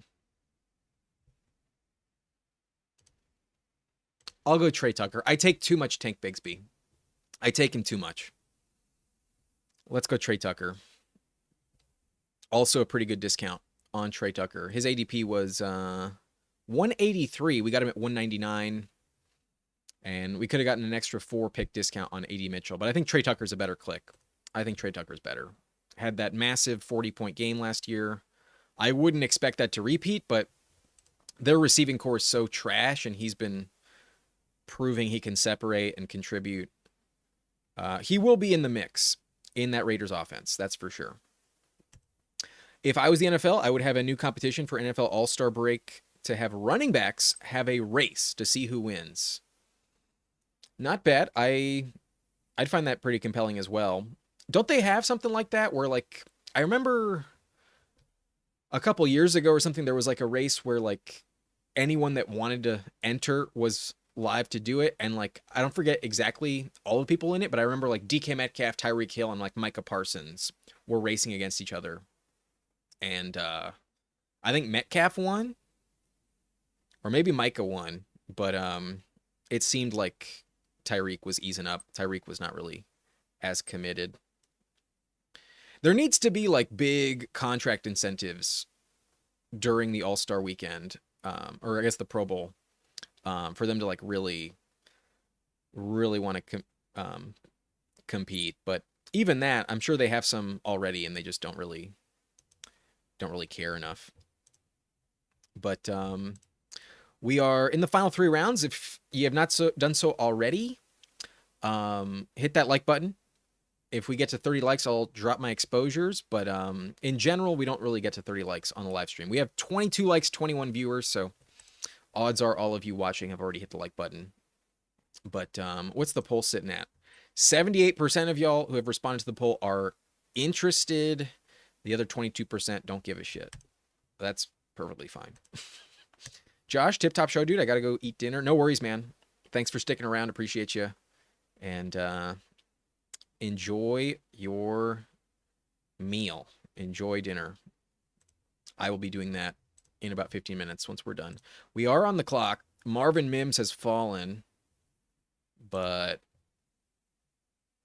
I mentioned the chance that Dobbs goes to the Steelers. Fuck it. Let's go Rodgers. I'm going to take Rodgers. Fuck it. I take him a lot. That team, Bobby B, only has one QB with Trevor Lawrence. And they don't have Metcalf, but ooh, the team right behind me had Metcalf. They might be fucking pissed. Team with Lamar and Shador might be pissed that we just sniped Aaron Rodgers. Not intentional. I just like the Aaron Rodgers price. I think it's going to work out. He's like my favorite QB3 to have on the roster. I genuinely believe he's going to play. So if I wasn't going to take him, I would have just stuck to 2, but couldn't help myself. All right, full reminder on the team. We have Herbo, Brock Purdy, Aaron Rodgers, with Christian McCaffrey, Jeremiah Love, Dave Montgomery, James Conner, Rashad White. Wide receivers, A.J. Brown, Devontae Adams, Christian Watson, Mike Evans, Romeo Doubs, Trey Harris, and Trey Tucker. And the tight end room is pretty fire with Gadsden, George Kittle, and Travis Kelce at a 12-pick discount. Got a full round discount on Kelce, a player I believe should be rising in ADP. I think Kelce should be going where like Jake Ferguson and Kittle are kind of going. Like I could argue that Kelce's more valuable than Kincaid. Probably not more than Laporta or Gadsden, especially as of today with the retirement concerns, but I do think he's very, very legit. That team Bobby B goes Kirk Cousins, Mac Jones. I get it. We're locked into running back and wide receiver. I'm going to go Calvin Austin, a player that can drop a deep touchdown. Not going to contribute very much, but at this stage of the draft, not that many names are going to correlate with our roster, and then they're also not going to have the same caliber upside. But Calvin Austin does get some deep shots every now and then. Week 18. All right, let this fucking verify again. Here's his game log. Like week 1, 6 targets, 4 catches, 70 yards, and a touchdown. If we get that randomly, I'm chilling. That's 15 points. That's not bad at all. We can use that. But in general, it's not that elite. Had a touchdown, 3 for 34 against the Patriots. And then final week of the season against Baltimore, had 7 targets, 3 catches, 55 yards, and 1 touchdown. Doesn't happen too often, but like that's the type of contribution I'm looking for. That's a 13-point game out of Calvin Austin. That's not egregiously terrible. at this stage of the draft, there's not that many names that can do that. But I think the plan here, barring a snipage, is to take Jordan James. We are very committed, very reliant on Christian McCaffrey's success.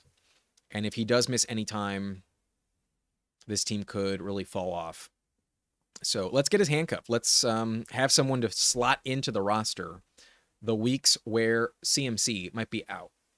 I think Jordan James is the guy, but obviously they could bring back Brian Robinson. They could also just draft another third-round rookie running back.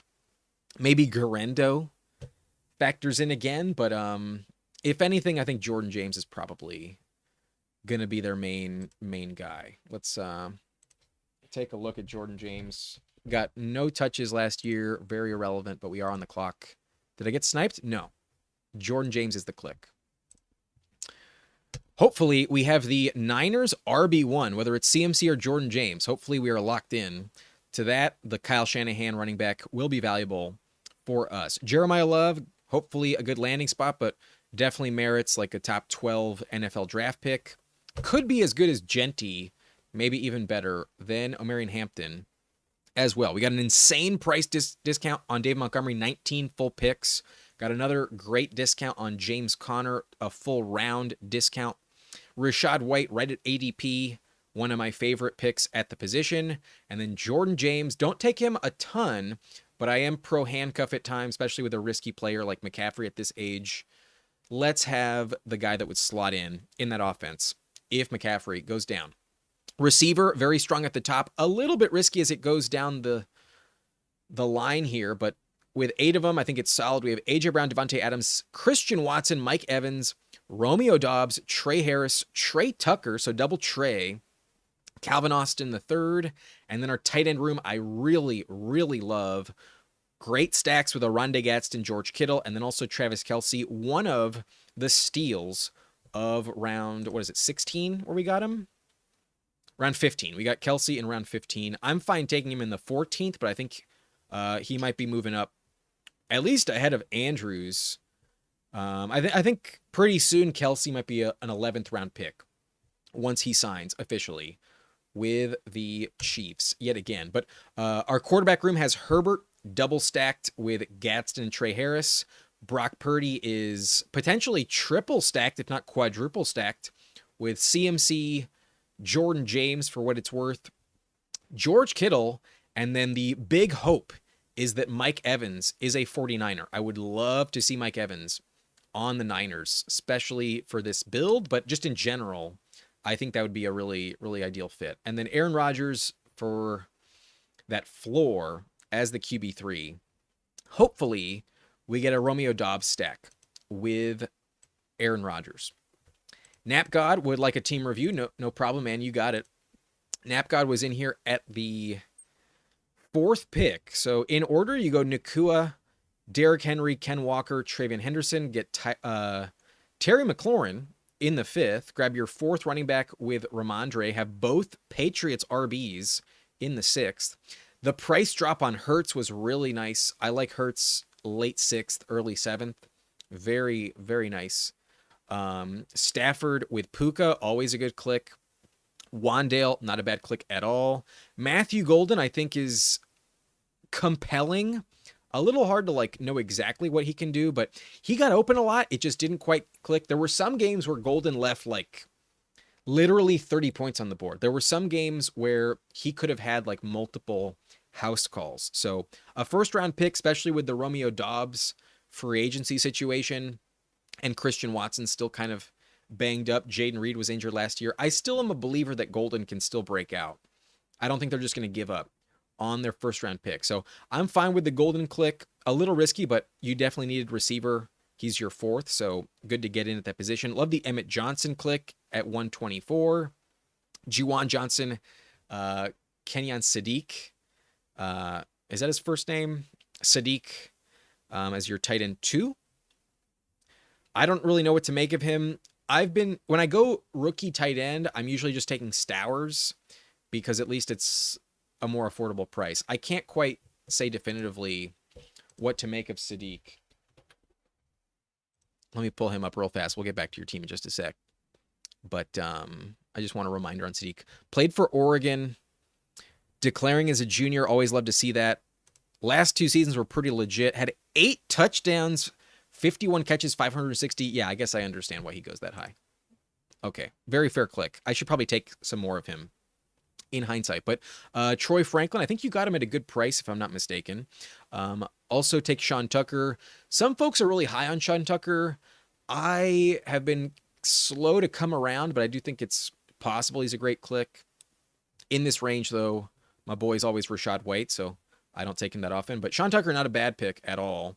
Elik Ayamanor, Brian Robinson Jr., like that click a lot. You got Freiermuth as well. Love the Freiermuth price. Malachi Fields, very interesting. And then Anthony Richardson. Don't see him too often, but obviously some great upside. And then quarterback is so weird this year. I could see him get traded. He's requested to trade. And with his rushing value, if he ever does start, he can drop like 30 points. So an interesting flyer. For super late, dirt cheap with Hurts and Stafford. Good combo. And then let me look at it just straight up listed. Well, no, that's not your team. My bad. Yeah, this one. Hurts, Stafford, Richardson, Henry Walker, Travion Ramondre, Emmett Johnson, Sean Tucker, Brian Robinson. So a 3-7-7-3 with Puka, Terry, Wandale Golden, Franklin, Ayamanor, Malachi Fields. I think you need another wide receiver here, man. I think that's kind of important. I think with the heavy investment at running back, 3 in the first 4 rounds, I don't know for the build if taking Ramondre there was the best choice. I mean, receiver in this range is a little bit gross. You missed out on Metcalf and Evans. I get it. But I think if you had like Ricky Pearsall instead of Ramondre, I think I would like this team a little bit more. Cause like either that or you pass on Emmett Johnson. I don't think I would do that. I like the Emmett Johnson click a lot. I guess you could have gotten Omar Cooper Jr. instead of Sean Tucker. That would have been interesting. Yeah, I think the only thing I would have changed is either like instead of Ramondre, give me Ricky Pearsall, or if you're a Parker Washington guy, that's fine. I think Ricky P is probably one of the safer wide receivers in this range, but they're a little bit odd. I think that's the only thing I would change. I like the team, good swings. The Richardson around 20, maybe I should start taking him. That honestly doesn't feel like egregious, but I just want to see him land somewhere because it feels like the Colts probably gave up on him. But with the Daniel Jones injury, there's also a chance he's their starter. I doubt it, but there's a chance. Richardson click, I respect. I respect the swing on Anthony Richardson quite a bit. But I think I would have changed either Ramondre for Ricky Pearsall or given me like Omar Cooper Jr. instead of Sean Tucker. I think that is where I would have changed some of your clicks. But it's really just because wide receiver 3 being Wandale, wide receiver 4 is Matthew Golden. I don't feel super safe leaving this draft with only 7. That's my take on it. A little risky at receiver for my liking.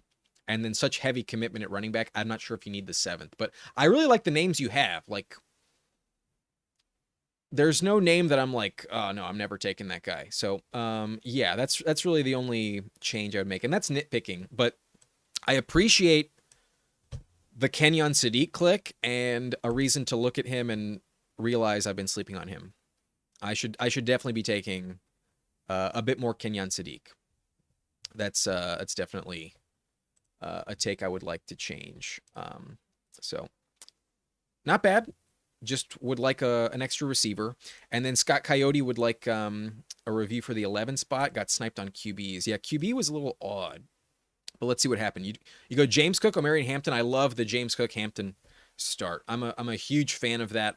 I feel like on this side of the board, they have some of the highest floors. There's a world where they don't quite work out, but I think in terms of a lack of bust potential, I genuinely think that Cook and Hampton are very, very safe clicks in rounds 1 and 2 at RB. Then go Ladd, Garrett Wilson, Brian Thomas. So I'm sure you were probably pissed I sniped you on Herbert. Apologies. I know I can backstack Herbert, so even when I don't have the right click, I do take him. But maybe you got upset That's why you took QJ, but I get it. Investing in the Chargers makes a lot of sense these days. You have Ladd, Garrett Wilson, Brian Thomas, um, Marvin Harrison, Jackson Dart. Always like him. Late seventh. Now that he's going there. Such high rushing upside. I love the Jackson Dart click. Goes QJ. Not pissed amigo. It's the game we play. Yeah. In general, it's a little bit childish to get super upset on the snipes. It just happens. But I you don't have to convince me, my friend. I sure love the Chargers offense as well. Baker, I love the Baker price. I think that's a great click, even unstacked. You can also get Jalen McMillan. And you did. Love it. Love it. Kincaid and Strange as your tight ends. This was kind of an odd room at tight end, so I like getting in before it's too late. And then this is also a kind of an odd section of the draft, so tight end is not bad. If you're not going to go running back in like the 10th and 11th round, I do usually like either tight end or quarterback. I don't usually love receiver too much in this section. So like the values there. Tyrone Tracy at a big discount, right? Am I wrong? But doesn't Tyrone Tracy... Oh, no, he usually goes at this turn. Usually in the 120s, but at 134, a good click as well. Also paired with Jackson Dart, good correlation. And then love the Jalen McMillan click. Absolutely love it, especially if Evans signs elsewhere. He's going to be rising fast. So love the Jalen McMillan stack. Zach Charbonnet, a little risky, but obviously high touchdown potential. Not a bad selection. Isaiah Likely, elite upside. Let's just hope he gets healthy and lands in the right spot. Jonathan Brooks, you're willing to take the swing. And then you do get the Tank Bigsby fall. Love the Tank Bigsby price. I almost took him instead of Trey Tucker, but I have so much of him. I passed. But love that click. Absolutely love the price on Tank Bigsby. He's a great selection in my opinion. Keon, Rashad Bateman, a little risky, but who knows? Maybe Keon does pay off. You have some good Bills investments. You got sniped on Josh Allen. Right. Maybe you were trying to go Josh Allen. But and then lastly, you did take Tua. Interesting with Tua. I have not clicked Tua yet, but at this stage of the draft, all the quarterbacks are risky as fuck. So fair click. Not bad. Like the quarterback room, the tight end room is also pretty decent. Good upside. Running back room, elite at the top, and then good balance. Let me just read it one last time. Listed out. Right, Allen was the original plan. If he's ever there at that late in the third, it's always a great pick. But so Jackson Dart, Baker, Tua, Cook, Hampton, Tyrone, Charbonnet, Brooks, and Bigsby. Pretty good running back room. Obviously, the injury concerns of Sharbs and Brooks, but like at this stage, athletes have been recovering much faster than they ever have before in the past. I like them where they're going. They're fine. Not going to hate on it. Love the Cook Hampton start. So that's bomb. And then McConkey, Garrett Wilson, Brian Thomas, and Marv. With QJ as the fifth, this receiving room is really solid. And then the tight end room works out well, balanced and coordinated. Decent values. I like the team, man. I can't say I would make many changes. I mean, Tua's not my guy, but like you said, you were in a rough spot with quarterback. So I think you made it out pretty well. The Jackson Dart Baker Mayfield combo, even if you stop with two, you can make that work 100%. Yeah, I think you did really well. I think this is a great team. Balanced start, good investment at receiver. Love that QJ is the fifth. QJ is one of my favorite picks at receiver in that range. So love the jail. Yeah, man, good team. Good team and a fair point here, but I think you have such good ones at the top, it can absolutely work. Like Baker could be the steal at quarterback this year. Like Baker was going where Mahomes was going last year, and 2 years ago he was like a top 6, top 7 quarterback. Meanwhile, Baker's now being drafted as like, I gotta count, 1, 2, 3, 4, 5, 6, 7, 8, 9, 10, 11, 12, 13, 14, 15, 16. QB 17 for Baker feels like such an egregious discount on what he actually is capable of. Like, he got hurt. So did all of his weapons. And although they don't have like the best offensive coordinator situation, I still think Baker is going to be far better than QB 17 on the season, especially in terms of spike week potential, can easily drop 30 points. Baker feels like one of the safest clicks at quarterback where he's going. Love the Baker price. So I think you made it out pretty well, man. I like the team quite a bit. Tua to Minnesota, just thought of that. It's possible. I don't really know what to make of it because like Tua has such a big contract. It's hard for me to like really feel confident someone's actually going to trade for him. Also, what's their cap space? The Vikings have the least amount of cap space of any team in the NFL. The Vikings are not a big candidate to be giving up a lot of draft capital for Tua and taking on his contract. So I don't really see it. There's also rumors that they're going to bring in Kyler. I don't know, man. Unless they get a really sweet deal where one of those quarterbacks is just like the team that currently has them is eating a lot of the money. I don't know, bro. It's hard for me to really convince myself that they're a major player.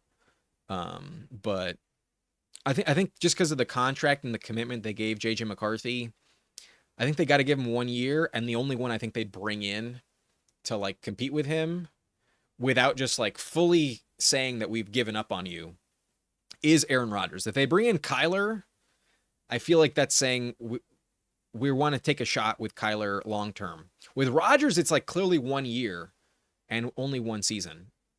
With Tua, maybe it's also one season, but his concussion risk is not ideal.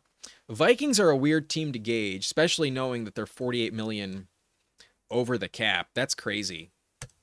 Didn't expect that. But I think we're going to call it done. We did not reach the 30 like goal. I kind of set it a little higher than I thought we'd hit just because I'm not really dying to show you all my exposures. I definitely will at some point in time, but I guess tonight is just not the night. I'm getting hungry, and I can also literally like spend an hour breaking down my exposures. So how about this? I'll just show you the top of it. I'm not going to scroll down, but we got enough likes where 82% of y'all responding to the poll would like to see it. I'll give you a quick flash for the exposure, and then I'll move on. Then I will say goodbye. But we've drafted 43 teams so far. Let's take a look at the exposure. They're all listed here. My number one player is DeAndre Swift at 37%. I've taken him 16 times. My number one receiver is Quentin Johnston. So call me the fantasy flock, I guess. He's definitely a price I like. Torrey Horton I've been cooling down with.